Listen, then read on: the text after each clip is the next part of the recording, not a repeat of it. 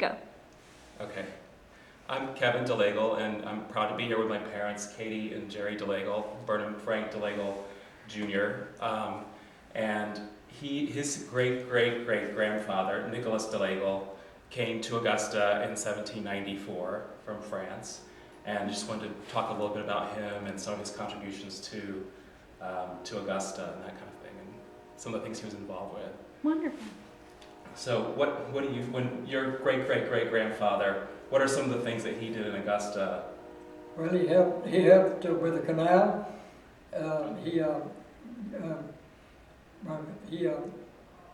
The brickyard, he helped with the brickyard, we got it built. That was his business, yeah. And he just, he just had, he made the speech to Lafayette when he came to visit. He did it, he spoke in French, because Lafayette spoke in French. So that was it, and he was kind of the head of the the colony of the French people. He was kind of, and they would have parties at his place. They'd gamble a little bit, and so everything. he had a wonderful wine cellar down in the bottom. They said, so that he was doing a little bit of everything. So where was his drinking house? A little bit, and then doing a little bit of things for the city. And he also did they cleaned up the road. It used to be, there was no paved roads. And he had a company where they would just go along and just scrape it up, take care of it in the city. So he did a lot of stuff. And where was his house? So where did he live? Where did he build his big house? Green Street. He built the house on Green Street. Mm-hmm. I can't remember the number. Between 4th and 5th Streets, he built in 1818. They built a big Greek Revival style mansion. And they said at one time it was one of the most beautiful homes in Augusta. Mm-hmm. But why was it torn down? Because of the highway, the 4-lane. What was it? Gordon Highway. Gordon Highway went right through it. Mm-hmm. And but you saw it before it was torn down. Yeah, mm-hmm. I think it's a picture you got. You have a picture that you took in what, 1950? Back in the early 50s. My parents, we were here in Augusta, and my daddy had an apartment right down from this, about like 2 houses. So, and I had a little camera, and I went down there and took a picture. If you can believe that, brownie camera, yeah. Mm-hmm. The main thing that he did too was a good thing. He gave the land for the Magnolia Cemetery, and that was a very good thing to do. Yes. And during the Civil War, they had to tear down part of the wall. That's where they put their cannons. They thought Sherman was going to get here and destroy everything. So if you go in and make a right, go all the way to the end, until you'll see probably where they had the cannons in there. In the walls of Magnolia. The walls were built with DeLaigle brick. Right. Yeah. Mm-hmm. And the walkways are DeLaigle brick. So most of the brick that you see around Augusta that say have Augusta stamped on them were DeLaigle bricks. No. And this was one of the first brickyards in the South. So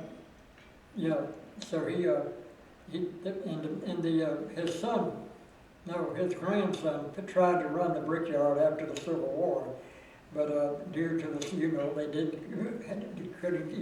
they had slaves before, but this time they had to pay them after the war, and just couldn't do it. So after I think about a year, they had to just give it up. And the Confederate money was no longer good. Right, because Nicholas DeLaigle's son, Charles DeLaigle, was a staunch supporter of the Confederacy right up until the end. So kept all the money in Confederate bonds, which were worthless after the war. Yeah. So that's one of the reasons why they lost the brickyard, lost the house on Green Street, and went through really, really tough times after the war. Most of the properties were sold just because of sold for the amount of taxes due on. Yeah, if we had run the war, we'd be doing brickyard today. You never know. You never know. And we have here, we're really proud of this that my dad has hung on to. Who gave this to you? Your grandmother? I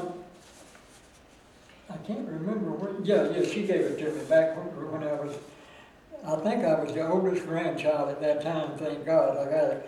because I don't know whether the others would have done anything with it or not. But the son of my granddaddy lived in Burke County, and what was his name? The one that the school teacher went down there. Nicholas. Another Nicholas. Nicholas Stedman, Yeah. DeLaigle was your great-grandfather. Yeah, and he had a trunk, big trunk that he took with him, you know, with a bunch of all his stuff in it, and this was in it. And when he died, they just had some stuff in there. You know, they said it had deeds for land they had bought and all that. But he was the grandson of Nicholas DeLaigle. Right. That lived there. He went. And they sent him down to Burke County to teach school because, you know, after then he didn't have any, you know. There was no money. There was no means of Money making a after the living war. after the brickyard folded. But this is one of the last time books of the DeLaigle brickyard that shows the amounts that they were paid each week. This is from 1868, right before it closed. Yeah, for the tour, yeah, and then that's when he went down to Burke County to teach school. There was a little country school down there, and some people took him down there, and he started teaching, and he married his teacher. And they had 15 children, I think. Yeah. 13 children. So this was how I came by this, was by the school house. No, but really my grandmother, because she took, you know, she was, after her husband died, who was the son of this man right here. No, yeah. Yeah, Yeah, Gaston. and They called him Gazzy, but Gaston Gaston was our was husband. my daddy's daddy. Your yeah. grandfather. Yeah, grandfather. And he had the trunk, and then after that, you know, they just divided it all up, whatever was in there. And There this wasn't little any money land. in there, so nobody didn't have any money then. They were just down. It was down by Plant Vogel. That's where all this is taking place. That's where they sent him down there, and that he right close to where the Plant Vogel is now. And the name of the community was it Bosford or? No, it was something else. Telfairville. Telfairville is right. what they called it. Right, which doesn't really exist anymore, but just Well, in it was just a people's community, memory. a town. Yeah.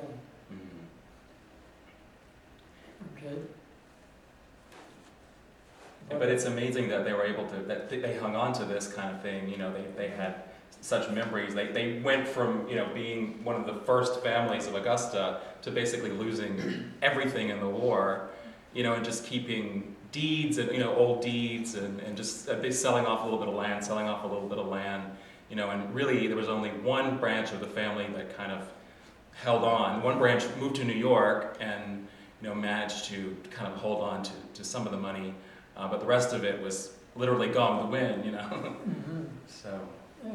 Yeah, well, the one that had the money, you probably saw her picture down in the Rotunda, Magnolia. Louise DeLaigle. Louise DeLaigle. She had her mother, I think, had a little bit of money. They did. They held on to that. They owned the house. They had it built, Mm-hmm. 551 Green Street, across from the courthouse. Mm-hmm. Another DeLaigle house. So, And her grandfather left her the money.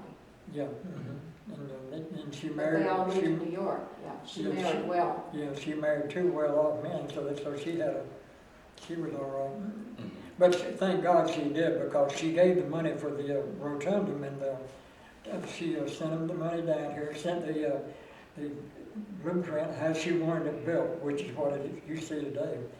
And she was something else. And they say that whenever she came down from New York, you know, to visit, you know, that she had a house down there, and that whenever she would go to the banker would come out to her car and help her. That's how much money she had in the bank when she brought down with her, you know, to She spend. was Louise DeLaigle said Reese, Said right. Reese. Yeah, Mm-hmm. yeah, she was.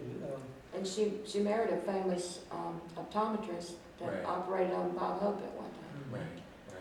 Yeah, some of the people came up here after he went down there and asked, because he had so many children, they came to her and asked her, why didn't she go down there and give them something down there? She said, well, they had theirs and I had mine, But she did send, I think she sent some stuff down there, but she didn't do what she should have done maybe. But she, you know, all that wasn't like money, it was her mother's money too. Well, and through her own enterprise and through her own, you know, she was well educated, she married well, she moved to New York, you know, a lot of it she, you know, she did it herself, you know, it And wasn't she like it lived was, on Park she just Avenue in inherited New it. York, right? And the house is still there, or? The house is still there. But she did, you know, she did do a lot for Augusta in keeping up Magnolia Cemetery, which was given by her great-grandfather, no, just one great-grandfather. And she built that Sexton's Lodge in Magnolia Cemetery, and it says, the inscription above the doorway says, you know, to a noble plantation, no noble family, and to my mother's memory, or something like that. So it was all part of her, you know, dedication to the memory of her mother and the family that she gave that. And in that rotunda, there are the portraits. Who's the portraits of in there? Her husband. Yeah, her husband. Dr. Reeves and Charles Tilley. I think that was about all. Her mother and Her mother and her and yeah, Reeves was a doctor from around New York. And of course Nicholas. and Nicholas and herself. There's a portrait of herself there. Right. Yeah. But Charles Tilley's portrait is there. Right, Do y'all want to discuss what happened there? Yeah, I think that's a good idea. What happened with Charles Tilley? What's the story of the famous duel, the last duel in Georgia? Well, he, you know, the man that gave me the mallet, you know, the old man. That we donated. He said there used to be bars up and down the road, by the river here, you know, back in the old days. And somehow they got in an argument, him and Tilley and what was the man's name? Radcliffe. But back up. So how did Tilley get involved with the DeLaigles? What was his relationship? He was staying there. She turned her house into a boarding house.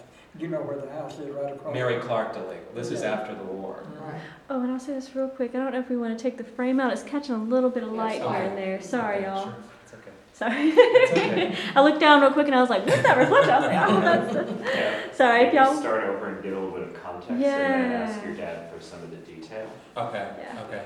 Cool. All right. Yeah. Well, let me And back y'all up. said Let me take a back break up. from water. I know. So the story of the last duel in Augusta, who was that between, and what was the relationship with the DeLaigles? Mary Clark DeLaigle, who lived at 551 Green Street. She owned the boarding house. Right. She ran a boarding house She after the war. Yeah, she and ran a boarding house. one of her boarders was Tilley. Tilley. Yeah, he Charles was Tilley. staying there. He was a young Frenchman. He was an Irishman, yeah. Excuse me, Irishman. Yeah, he came from Ireland, and he kind of got into the other man kind of made a smart remark about him and her, you know, Ms. Clark, and so they decided to have a duel, and so they all got together and rode down Sandbar Ferry Road. Because it was illegal in Georgia, You they couldn't had to go do to it. You South had to Carolina, go to Sandbar Ferry. South Carolina. And But he made some disparaging remarks about Mary Clark DeLaigle and- having a relationship with one of her boarders, Tilley. Tilley, Right? yeah. And they went down there and they went to the dueling ground, they called it over there in Carolina, where you could, do that thing. And Sandbar Ferry. and that's where they didn't think Tilley was hurt when they shot. They both shot, you know, at the same time. And They both were hit, weren't they? yeah, and and then that's where Dr. Ford was a doctor then here in town, and so he jumped in his buggy and went down and got Tilley and put him in his buggy and took him back to the club. To the court where he was boarding, and he lived, I think, about 2 days with and then that's why their mother wanted to put him in there, buried him, wasn't it? Yeah, and they wanted She him. buried him on the plot. He's still buried on the DeLaigle plot. The with labor plot. Mary Clark DeLaigle and her husband had died a few years, but she was 36 years old and a widow. And at that time, you know, you didn't you didn't move on that quickly, I guess. No, you didn't make disparaging Right, remarks. right. She had two husbands in Tilly buried down there, and her daddy too, right in that spot. Tilly's grave is one of the most beautiful stones in Magnolia. Mhm. The inscriptions on it. Right. So they thought a lot of him, obviously, but he didn't like the fact that they tried to say they were having an affair. Right. Even though people said that, and this was reported in the New York Times. Even it was big news of the day that, you know, dueling was still going on, you know, that in the South, and they, you know, it was big news at the time. Yeah, and they said that the paper, the Augusta paper, said there was a big crowd. They buried him. They had the funeral at St. Paul down there, and of course they took him back down to Magnolia and buried him. Yeah, and that she probably had to redo the grave. Don't you imagine I don't think where he would that's a regular grave. I think her daughter Louise had all of that. You know, the new monuments put Yes. later, because it all matches beautifully in this kind of, you know, Celtic tradition, kind of Celtic cross with interlace and beautiful marble headstones. So, and obviously Mary's daughter thought a lot about Tilly because there's a portrait of him hanging in the rotunda with the rest of the family portraits. Mm-hmm. You know, so clearly he was important to them. To their families. Well, he had to be important. He died for her. Good point. Good point. The jewel was over her. Right. You just don't die over somebody. They have to put your portrait up, right? And bury And bury you. you. They put up a picture and then they buried him right, so he had a home. He gave his life for her. That was her. But he was from his portrait, you can see how handsome he was and charming, and I'm sure, you know, Yeah. for a 36-year-old widow, you know, and you have this, you know, wonderful man in your home. What do you?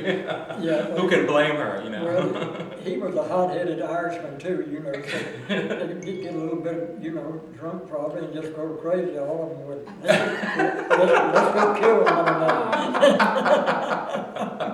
You know, he probably just got a hot head. You know, he came from Ireland over here to work with the cotton, not they had a what?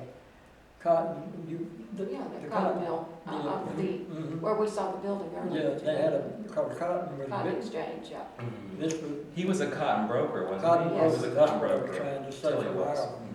And ironically, Nicholas was responsible to help him have the canal built in 1845, and that's how they took the cotton out to the river Yeah. and brought it in on the barges from the canal. And in addition to the brickyard, he had a plantation too. Yeah, he had a plantation and they had, And where was all of that? What part of town? it was right on the other side of the cemetery. It was back toward the railroad track. That his- Mhm. They say that the cemetery was part of the estate. The main entrance supposedly went to his plantation. Right.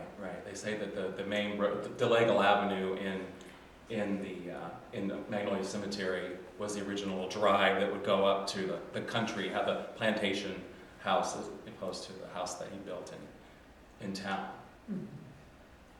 And there was DeLaigle Avenue ran beside the railroad track on the other side of Gordon Highway. A different DeLaigle Avenue, right? Yeah. Not in the cemetery, but out in the No, city. This was on the other side of the highway. Yeah, and he had some houses over there, and he had his children, some of his children, he named the street after. So they tore them down now. There's a few left there on the other side.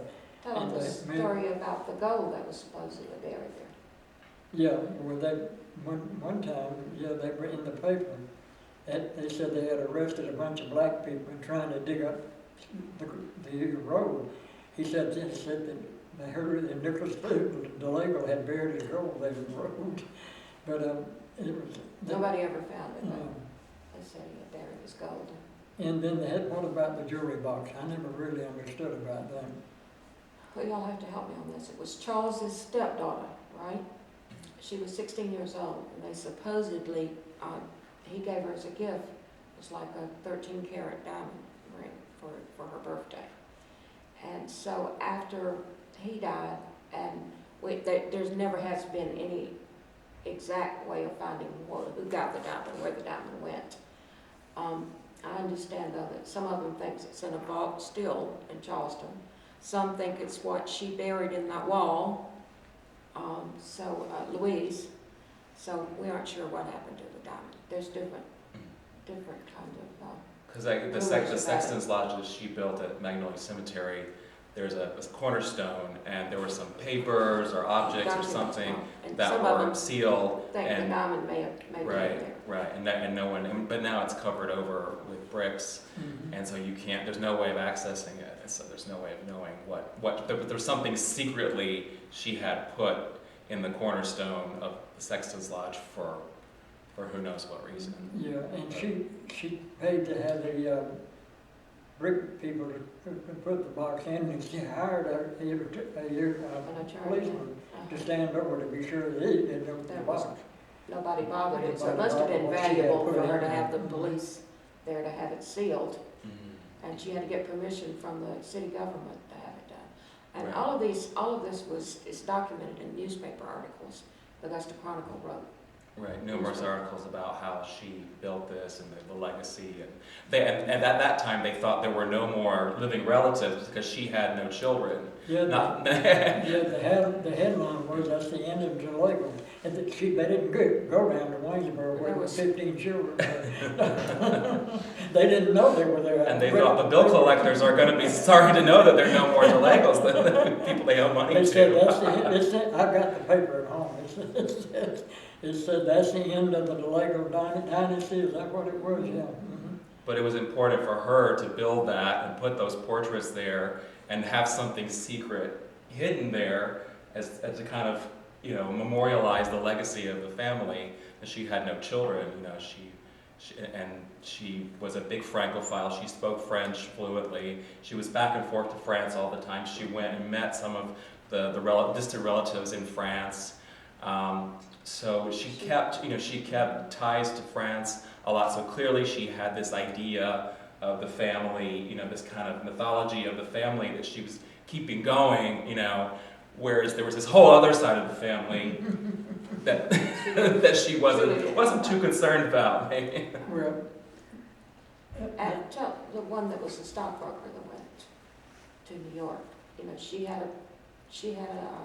Louise had a home on Park Avenue, but the DeLaigle Munns. and DeLaigle Munns. Mm-hmm. Right, that was her nephew. That was her nephew, and he became a stockbroker in New York. Was very influential. Right. He lived at 740 Park Avenue with Rockefellers, and it was so like we said, that part of the family that came from Louis, who was Mary's husband, who was injured in the Civil War and then died. That part of the family. Louise and her sister Minnie went to New York, married well, and kind of carried on this. This different much different lifestyle than what their cousins in Augusta were having. But he was on the New York Stock Exchange. He was a big cotton broker in New York, Louis DeLaigle Munns, and it was they. Is that the one that lives in Naples? Is that the grandson? Was that his grandson? That's his grandson. And he's Right. in his 80s. Mm-hmm. But he knows a lot. He actually met Louise, and he knows a lot. Yeah, he called her Tante Louise, like in French, Aunt Louise, though they were still carrying on speaking French, and even though living in New York and driving around in sports cars, and kind of had this whole legacy of the French family, and then also they spelled the name the old French way. They kept spelling it the old French way, whereas the cousins here had anglicized it and made it easier to write and pronounce and understand. But on her plot at Magnolia, she has it written the old French way. Well, another thing too was during the war, Charles, you know where he's buried over there, where Nicholas is buried. His son, what was his son's name that was in the war? He's buried there. Armand is buried right there. His dad, somebody come and told him that his son had been killed in the battle in Virginia. Savage Station. And he got his horse and wagon and went and found his body and brought it back to Augusta. All the way to Virginia. All the way to Right, Virginia. during the war. During the war. And he took his wagon and a horse and went up. And whoever told him that he was dead knew where his body Yeah, was. one of his buddies who survived, buried him in a shallow grave or something, and told him where it was, and he went all the way to Virginia during the war. Who knows how he got there? And fighting was going around all around Richmond. The war was still going on. The war was still going on, and went there to get his son's body and brought it back in a wagon. And it's buried right there right close to Nicholas. He is Vermont. So I thought that was good, not many people would do that, go that way that far. And with the war going on. With a horse and wagon nowadays, there's nothing to it, you can go get him and what. But it's been a lot, so I think that's about all. That's enough. I would like you to expound a little more on when he met Lafayette. Oh yeah, that'd be a wonderful story. Right. Well, Nicholas, where did Nicholas come from? Why did Nicholas have to leave France in 1792? What was going on? It was the revolution going on, If you had anything to do with royalty, they would kill you. That was the revolution, the French Revolution. So he escaped and went to Santo Domingo. Santo Domingo. Which is Haiti now, Haiti, yeah. French colony. And they had an uprising there, so they got on the boat and headed toward America then because they have the And how did they get out? How did they sneak out? well, they The didn't. pirates were going to make him walk the plank.